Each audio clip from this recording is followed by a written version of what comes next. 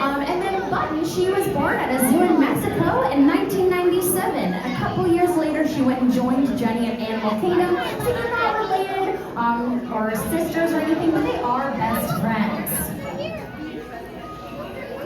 So that makes Button 28. And then in 2005, when this entire wing of the aquarium was built, they came here to us, where they've been ever since. So they are celebrating 20 years with us here at the aquarium, which is pretty awesome.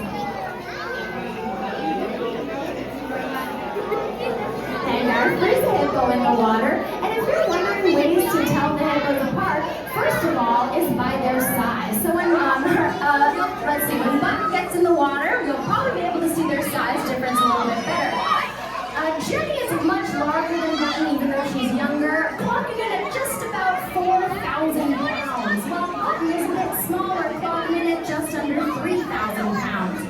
3,000 to 4,000 pounds is the average weight range for adult female hippos, while male hippos can reach almost double those weights of 7,000 pounds plus. Other ways to tell the girls apart, besides their size, which it can be a little bit difficult to tell in the water, is by their tails.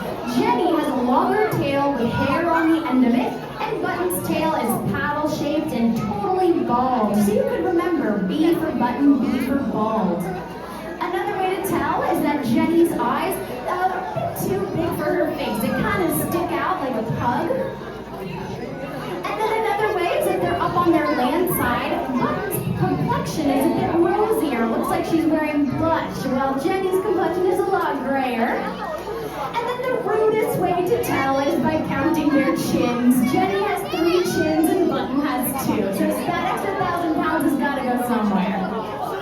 Now I bet you're wondering what the hippos are going to eat. Maybe they're going to eat the fish in the exhibit? No, not at all. Hippos are herbivores, meaning they only consume plants. Biologist Sailor is about to throw in their first veggies for the day. It looks like today they get some nice bok choy. The fish actually eat the hippos. They have a symbiotic relationship known as mutualism. The fish will eat the dead skin off of the hippos' backs, and they'll also eat the hippos' poop in the water, which is kind of gross, but I admit the fish are getting nice full bellies, while the hippos are getting a nice clean environment and nice clean skin.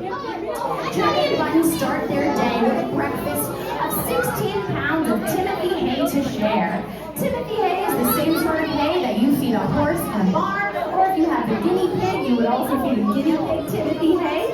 And mixed in with that 16 pounds of hay to share is a couple of pounds of herbal grain and hay enhancers. So this just ups that nutrition for their breakfast. They also end the day with the same exact dinner of hay and grain to share.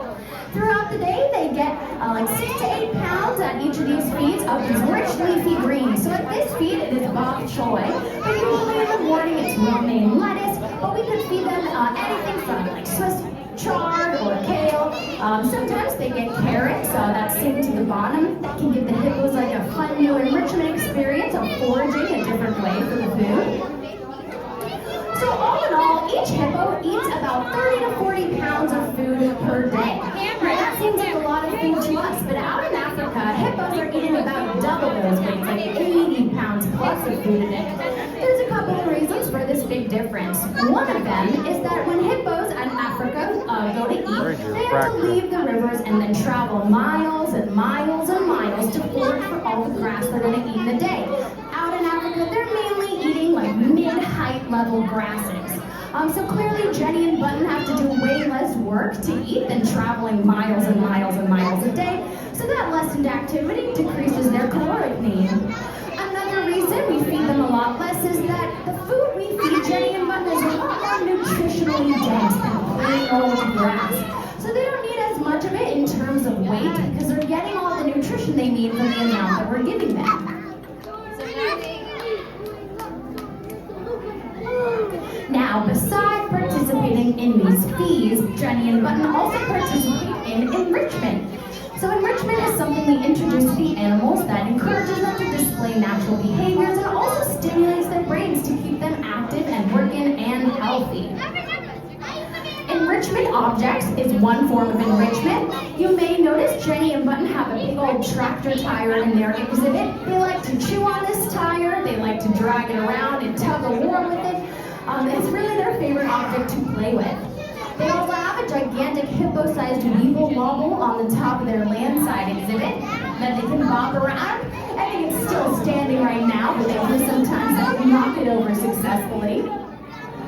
Besides enrichment objects, additions to their exhibit could also be enrichment. In 2023, we added a sand pit to their exhibit, so it's a new sensory experience for the girls to roll around in the sand. Jenny in particular really enjoys this. And then besides additions to the exhibit and besides objects, another form would be in behavioral training. So the girls participate in training every morning.